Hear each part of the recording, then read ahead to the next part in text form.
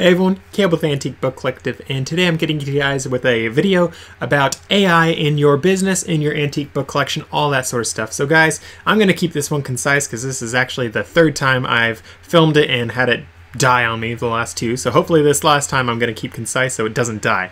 Anywho's though, so AI guys, I know I just did a video semi-recently on it and how you should not use it in your eBay store with the eBay AI, and that's because the eBay AI it's nice at writing descriptions for a product, but it's not nice at like listing your book itself. Like it'll be like, oh, this author is talking about this and this and this. And it's like, okay, that's cool for an Amazon listing. Not what I want for my eBay listing. No one looks for the eBay description to get sold on a product. They're on eBay to buy the product. They're not there to just browse more often than not.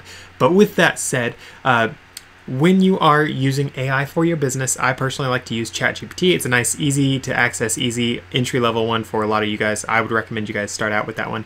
Be sure to fact check whatever information you guys get on that, and obviously you should fact check all information you get from everyone, no matter who it is, because we all know that all people lie all the time. That's sort of why the world is not a great place right now. It's because information's incorrect and people like lying. So fact check everything. I don't care if someone says they have data, look at the raw data. There might be lies in there. Even with ChatGPT and other AIs, they might give you data, confirm that data, all that sort of stuff. But with that said, why am I mentioning all this stuff about AI, how it's going to help your business, all that sort of stuff? So first things first, sourcing books. I don't care if it's for your book collection or for your book buying.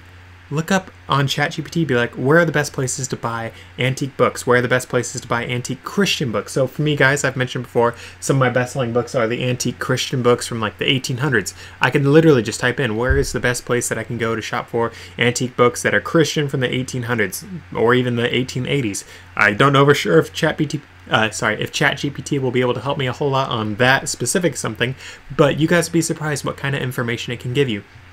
In addition to all that, you can also hop on a ChatGPT and ask, hey, so I sell comic books, and in my comic book store, what are some things that I could add to my store? And it'll be like, oh, action figures, video games, card games, all that sort of stuff. And you'll be like, no, I want to stick with just comic-y stuff. And for me, I mentioned in one of the previous ones that I tried recorded this one, of how you can take the plastic like wrappers that they put over these things, like the little sleeves. You could try selling those on your store individually, because let's say most places that you can buy it, you're going to be buying 500 of them in like a whole roll of it.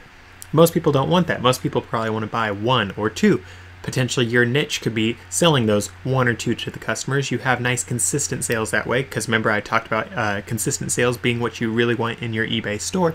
And with those consistent sales of those things that you might make a penny on each one, but you're getting those consistent sales, when you have that, it will sell the rest of your books, in this case your comic books. But for me, I mentioned in my other video, I was doing bookmarks, and the AI actually, I was using it. I was like, what other things could I put into my eBay store that sells antique books? And it was like, you could do bookmarks. And I was like, way ahead of you, Mr. AI. And I was like, but what else? And I also got a little bit nervous, because if the AI knows that, then that means a lot of other people know that. So I did poke around a little bit after that, and there are several people selling the same sort of bookmarks that I'm wanting to do, but no one that seems to be manufacturing these specific ones. Is more or less like just one-offs here and there. So I'm like, okay, I definitely still have a good chance, a good opportunity here, a good niche just for me. So I'm really thrilled with that. Of course, because I did a YouTube video about it, I'm sure there's going to be 105 people that try to elbow their way in and beat me out of this little niche, but it's my little niche, and I'm gonna fight for it, I guess. But with that said, there's a lot of other things that you guys can do in your business. Just be sure to hop on a ChatGPT, ask the questions, and don't just take the first line of answers and be like, I hate all those except for that one, and I don't even want to do that one, or I'm already doing that one. You're dumb, ChatGPT. Don't just do that. Go dig a little bit deeper. Always dig a little bit deeper, guys. If people want you to know this much, go above and beyond and learn this much, because it can be so beneficial to know a little bit more, and it will help you in such a big way to know a little bit more. So in the case of the ChatGPT thing, ask, oh, where are the best places I can go to buy books? And then it'll list off, let's say one of the things is libraries, and then you can even ask, what kind of libraries? Are we talking rural libraries, urban libraries, antique libraries, all that sort of stuff? You can dig in an extra layer. And of course, as you're doing all this, hop on the interweb and type in all the things to confirm the information as you go along. I personally, when I'm doing good research, I like to go on a couple search engines, because there are several that are politically leaning only one way and will only show stuff of one political party. So you want to dig a little bit deeper and make sure that your stuff is broad. And I know that you guys might be thinking, oh, antique books, that doesn't have anything to do with politics. Well, you'd sure think so, except it still gets censored, even stuff that doesn't seem like it'd be politically inclined, politically motivated. So be sure to just look around a little bit more if you guys want to get as much information as possible. Of course, I'm not going to hate you if you only go surface level, because that's what 99.9% of the people do, but the 1% that go a little bit deeper, those people more often than not end up seeing a whole lot more success in their lives. So that's why I personally like to recommend that you do a little bit more work than most other people are willing to go and do. So with that said, now that I've broken a record for the sentence with the most do's in it, with that said though, I hope this video was helpful. I also hope that it's actually going to work. Oi, I'm not going to film this one again. But with that said and done, thank you guys for watching. If you guys have been watching my other things, you'll see that there's several books missing in my background. Mwahaha, I finally sold ones that were behind me that were actually in view. Seriously guys, it was getting annoying being like, I sold a bunch more books this week and none of them are the ones people can see. But yes, I sold several. I was thrilled about that. I was like, yes. In fact, this set right here, I know I'm rambling now, guys. Forgive me, I'm going to have people complain. I don't care.